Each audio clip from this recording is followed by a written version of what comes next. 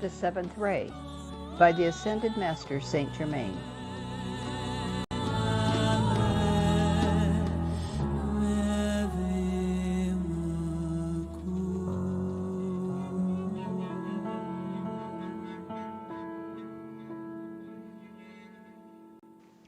The Law of the Circle. The law of the circle governs all manifest life, from the smallest molecule to the Godhead itself. Every expression of life is endowed with a certain amount of energy according to its needs and development, and is therefore given an opportunity for better living with each indrawn breath. It may not be generally understood, however, by the majority of mankind, that they, as self-conscious expressions of life, are held responsible by cosmic law for every particle of this precious energy drawn from the heart of the Godhead, nor that this energy is charged by divine edict with absolute obedience to man's will and command. This is the highest expression of God's love and generosity to His children. This light energy is the channel over which vibrations travel. The distance it covers depends upon the intensity with which it is projected, but both on its outward and homeward journey, it obeys the law of the circle, and while it is absent from the aura of the individual who is responsible for its projection, it attracts to itself vibrations corresponding to its own rate, so that by the time it completes its circle and returns home, it is accompanied by a goodly number of the same quality of thought and feeling vibrations with which it started. There is never a mix-up in the return of anyone's energy. Each returning wave knows unerringly its own generator. The cosmic law is exact. The moment the returning energy touches the aura of its projector, it settles down, as it were, and begins to germinate seeds which produce a harvest according to their nature. If the outgoing energy was harmonious and kindly, the return to the individual will be peace and plenty. If the thoughts sent out were of a discordant or harmful nature, then the harvest to the individual will be correspondingly bitter. Jesus made no idle statement when he said, "As ye sow, so shall ye reap."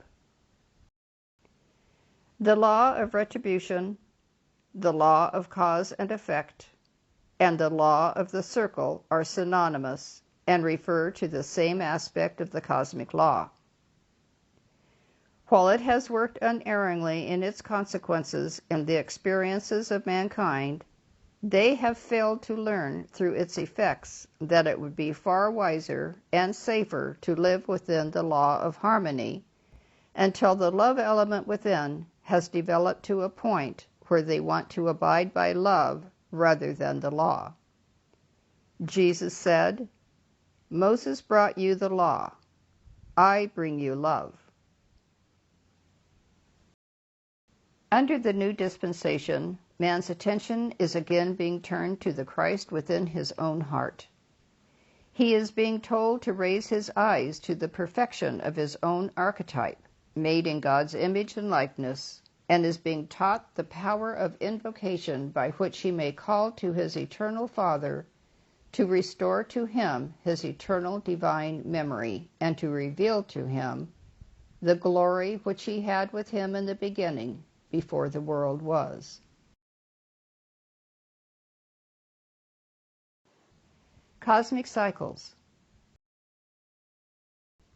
Great cosmic events also move in these gigantic cycles or circles, and the great cycle governing the 14,000-year dispensation of the 7 rays must also come to a close in the joining or welding of the 1st and 7th rays. This is why the great Chohan of the 1st ray, the Master Morya, and myself, as Chohan of the 7th ray, with our respective chelas, are presently so closely allied in interest, purpose, and endeavors. This does not mean, however, that the other 5 Chohans with their chelas are not also vitally interested in the glorious activities coming into being now, which are characteristic of this ray, and the yet more magnificent ones that will be made manifest as we proceed into the full action of the new day. As a matter of fact, one might call the dispensation of the 7th ray the cosmic harvest, because it is really the gathering together or harvesting of the best endeavors of all the rays since the cosmic cycle's inception.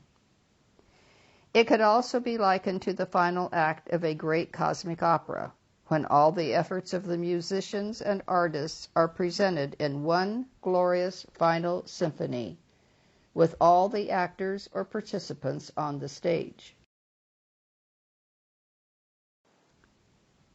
Every individual who has taken embodiment within this great cycle has an integral and active part in the activities of the 7th ray, and whether they are ascended or unascended, will share in its ultimate glory. Under the auspices of this ray, therefore, an opportunity presents itself whereby every member of the race is invited at this time to put his or her shoulder to this great cosmic wheel and thus speed the day of its triumphant final endeavor.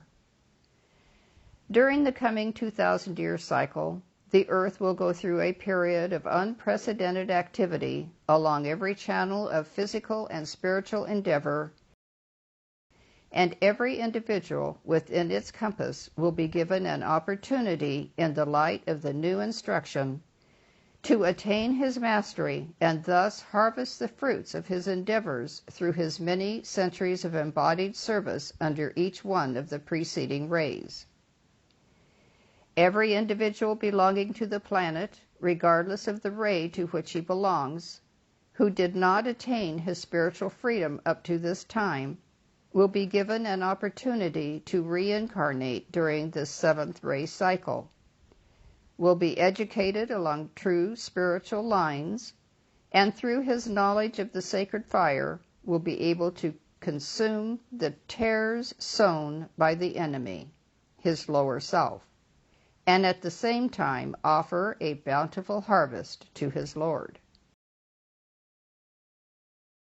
It will be readily seen, therefore, that all of the 7 Chohans are vitally interested in the harvest of each individual under their care, and all great beings and powers of light who are connected in any way with the evolution of the planet are joining their forces under the auspices of the Great White Brotherhood in one grand endeavor to free the Earth and her people from the dark forces that have threatened to engulf her. We only await man's answer now to the call.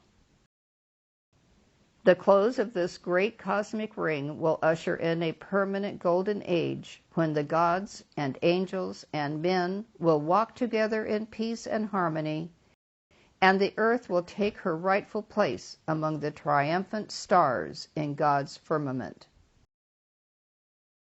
Truly, the time is not far off before the fulfillment of the prophecy, "Eye hath not seen, nor ear heard, neither hath it entered into the heart of man the things God hath prepared for them that love him," will be made manifest before all men.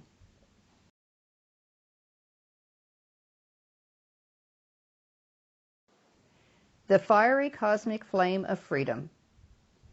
Mankind in general are not aware of the fact that while they have fallen from their godly estate, yet through the gracious love of the Eternal Father they have never been divested of their creative power. They do not realize that they themselves create every experience, both good and bad, that manifests in their worlds. Students of the new day, however, while accepting this truth, are not yet fully convinced in their feelings that they also possess the power to dissolve by means of the consuming flame the unhappy experiences that make their daily lives so uncomfortable. Man's directive intelligence is the authority over the energy of his life stream. Energy is God's life in action. It is the substance out of which every manifest and unmanifest creation is formed. It is the emanation from the body or consciousness of God, and is charged by divine edict with unquestioning obedience to whatever mandate or command the will of man imposes upon it, whether the user is conscious or unconscious of the action. While this pure life energy of God cannot be contaminated in its pure essence or inner light, it can be clothed with the quality of the consciousness wielding it, and thus it obediently assumes any form the generator wills, whether good or ill. It is these dark garments clothing the pure electronic light that make up the shadows in our otherwise shining star. And it is the frightful shapes that the misqualified energy assumes when it returns to his aura that makes man's sojourn on this planet such an unhappy one. My service to the earth as Chohan of the seventh ray is to teach men how to consume mistakes by the consuming flame of freedom's love, and actively inspire them with a positive desire for a purer, cleaner, happier way of life. With this end in view, I have stressed without ceasing the importance of the continual use or application of the purifying and consuming aspect of the sacred fire. And I do not exaggerate when I make the statement that no one uses this cosmic violet fire of freedom's love sufficiently, when it is remembered that the life stream has re-embodied on the earth thousands and thousands of times in the long course of its evolution, and has been misusing the energy of life almost continually during that long sojourn. The Master Jesus made the statement that man is responsible for every jot and tittle of energy that he uses, and even we in the ascended state are held responsible and have to give an accounting to the cosmic law for every ounce of that precious life substance that we expend. Therefore, as Chohan of the seventh ray's dispensations, I am eternally grateful to the Eternal Father of all life and light, who has provided man with the opportunity, through the use of the consuming flame of freedom's love, to wipe out all the centuries' accumulation of discord from his being and world, cleanse and purify his mind, that there may not be a recurrence of the manifestations, and so raise his outer consciousness to the place where he can join forces with his indwelling spirit, and thus go forward quickly to his eternal freedom, even while he still walks the earth in human form.